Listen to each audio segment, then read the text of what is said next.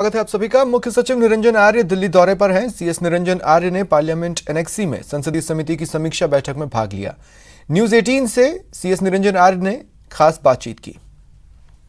Parliamentary committee है जिसके chairperson honourable Anand Sharma ji हैं और उसमें अन्य सम्मानित सांसद भी उसके सदस्य हैं। और इस समिति का जो थीम है या जिसके लिए समिति बनी वो है कि देश में महिलाओं के ऊपर होने वाले अत्याचारों को कम करने के लिए राज्य सरकारें और केंद्र सरकार मिलकर सामूहिक रूप से किस तरह से उसमें सुधार किया जाए। तो उस दृष्टि से ये कमेटी अपनी report home ministry of home affairs को देंगे।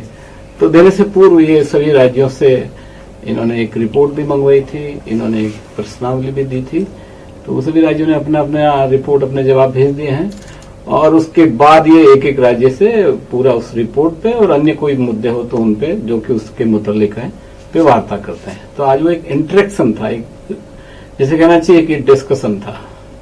सर, महिलाओं के मुद्दे पर मुख्यमंत्री जी ने एक इनिशिएटिव लिया था कि जो एफआईआर दर्ज करने को लेकर उस मुद्दे पर उससे कुछ चीजें बदलाव आया। हाँ, ये भी डिस्कशन हुआ कि महिलाओं पे होने वाले अत्याचारों को रोकने के लिए राज्य सरकार और विशेषकर राजस्थान सरकार ने जो कदम उठाए हैं वो हमने वहां बताए थे और उन पे उन्होंने उसको बहुत ही अच्छा माना। जैसे आप स्वयं बता रहे थे कि एफआईआर अगर दर्ज एसएचओ पुलिस स्टेशन में नहीं करता है तो वो पुलिस अधीक्षक कार्यालय में जा सकते हैं और वहां पे एफआईआर दर्ज होगी। ऐसा आदेश भी सरकार ने निकाला है। जहां तक मेरी जानकारी है ये देश में एकमात्र राज्य होगा जिन्होंने ऐसा प्रशासनिक आदेश निकाल के सभी पुलिस अधीक्षकों को ये पाबंद किया है कि अव्वल तो एफआईआर नीचे दर्ज होनी चाहिए और किन्हीं परिस्थितियों में नीचे नहीं हो पाई है तो एसपी को स्वयं को दर्ज करनी चाहिए और फिर उसकी तहकीकात करनी चाहिए कि क्यों नहीं हुई। तो अभी तक जैसे 200 एफआईआर इस तरह से दर्ज हुई जो कि एसपी कार्यालय में हुई पूरे राजस्थान में। तो उसमें से 200 में से केवल 18 एफआईआर ऐसी थी जो कि एसएचओ लेवल पे डिनाई हुई। अन्यथा 182 एफआईआर ऐसी थी जो नीचे गई नहीं और सीधे एसपी साहब के पास आ गए, तो सारी दर्ज हो गई है। तो ये एक अच्छा था। उसी तरह से स्वागत कक्ष जो बनाया गया है वो भी हमने इस कमेटी को बताया, वो भी शायद अन्य जगह नहीं हो रहा है कि हर थाने में एक स्वागत कक्ष बने जिसमें महिला या और भी कोई शिकायत करता जाए तो बैठे बात करें। थाने में कई बार क्या होता है कि जगह होती नहीं तो वो जो शिकायत करता है या जो भी एफआईआर लिखवाने गए हैं वो खड़े रहते हैं, उनको बैठने की जगह नहीं है, थोड़ा कॉन्फिडेंस की भी बात है। तो इस दृष्टि से ये जो स्वागत कक्ष बने हैं इसको भी हमने कमेटी को बताया, उसकी भी काफी उन्होंने प्रशंसा की। तो राजस्थान में शायद लगभग 283 थानों में तो बन चुके हैं और बाकी में निर्माणाधीन है। उसी तरह से ये जो कमांड सेंटर चल रहा है वह कमांड का है, वो भी हमने उनको बताया कि किस तरह से सीसीटीवी के माध्यम से उन चौराहों पे मॉनिटरिंग होती है जहां पे की ज्यादा संभावना रहती है अपराध घटित होने की।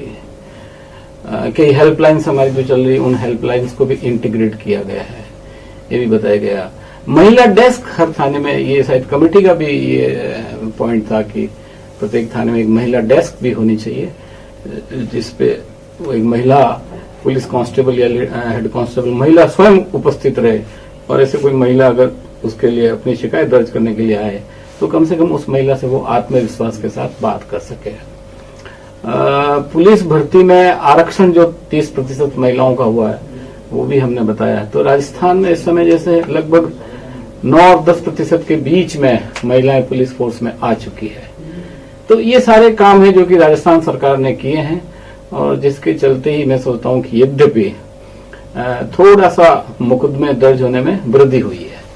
तो हमने ये भी बताया कि मुकदमे दर्ज होना और अपराध में वृद्धि होना ये दो अलग अलग बिंदु है, क्योंकि जब आप ऐसे आदेश दोगे जहां पे भी एफआईआर स्वतंत्र हो गई, निर्बाध हो गई, हैसल फ्री हो गई, फ्री एफआईआर, तो जाहिर सी बात है कि ज्यादा से ज्यादा लोग एफआईआर दर्ज कराएंगे। तो एफआईआर दर्ज ज्यादा होती है, लेकिन इसका मतलब ये नहीं कि अपराध ज्यादा बढ़ गए। जो दर्ज होती है उसकी फिर जांच होती है और जांच होने के बाद पता चलता है कि अपराध घटित हुआ या नहीं हुआ। तो हमने ये भी बताया कि इन सारे कारणों से संख्यात्मक दृष्टि से देखें तो कहा जा सकता है कि कुछ मुकदमों में वृद्धि हुई है, कि उसका लोग यार लगा सकते हैं कि अपराध में वृद्धि हुई। हमने कहा ऐसा नहीं है। ये तो क्योंकि सरकार ने प्रोएक्टिव होके एफआईआर दर्ज करने की गतिविधि को जिस तरह से मॉनिटर किया है और स्वतंत्र, स्वच्छंद और जिस तरह से फ्री किया है, उसके कारण ये अच्छी बात है कि संख्या बढ़ी है, ताकि उनकी जांच हो सके। आज किसी को भी अधिकार है थाने में जाकर अपनी बात कहने का, अपना एफआईआर, अपना पॉइंट रखने का।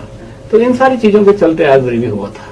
सर, राज्यों पर ये आरोप लग रहा है कि निर्भया फंड का वो इस्तेमाल कम से कम होता है, तो क्या निर्भया फंड को लेकर के इस्तेमाल? निर्भया फंड को लेकर भी उन्होंने बात कही थी और अन्य राज्य भी थे। सबसे उनकी जो क्वेश्चनर है वो हमें पहले ही पता थी। ऐसा नहीं है कि उन्होंने कोई जिसे कहना चाहिए आंसू सवाल या जैसे अप्रत्याशित सवाल पूछे।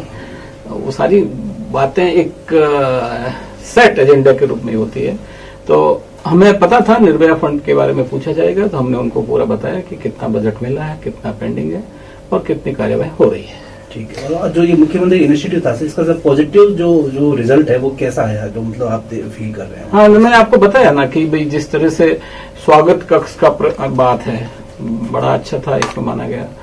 एफआईआर को स्वतंत्र करना या जिसे कहना चाहिए कोई भी व्यक्ति जाके एफआईआर दर्ज करा दे, इस बात को सुनिश्चित करना और इस तरह का आदेश निकाल के इस बात को उस आदेश में विनिर्दिष्ट किया गया कि आप कर सकते हैं। तो ये सरकार की संवेदनशीलता है और ये इसी के चलते जब महिलाएं ज्यादा थाने में जाएगी, जब महिलाएं ज्यादा अपना दर्द, अपनी शिकायत, अपना शिकवा उसमें बताएगी, तो उसका दर्ज होगा मुकदमा और दर्ज होगा तो फिर उसकी जांच होगी। आयोग की बात थी यहाँ। तो इन्वेस्टिगेशन ऑफिसर्स हैं, जैसे अभी राजस्थान पुलिस में 5000 कांस्टेबल्स को हेड कांस्टेबल बनाया गया, नए पद सृजित किए गए और उस हेड कांस्टेबल को भी आईओ बना दिया गया।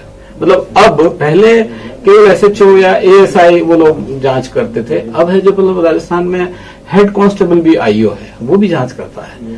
तो ये इसका सारा उद्देश्य यही है कि चारों तरफ से ऐसा माहौल बनाया जाए कि ए महिलाओं में विश्वास हो कि वो थाने में जा सकती है, बी उनके आने के बाद दर्ज एफआईआर जरूर हो, ये सुनिश्चित किया जाए, और सी उनकी जांच की जाए और जांच के लिए अगर आयोग कम है तो ज्यादा दिए जाए।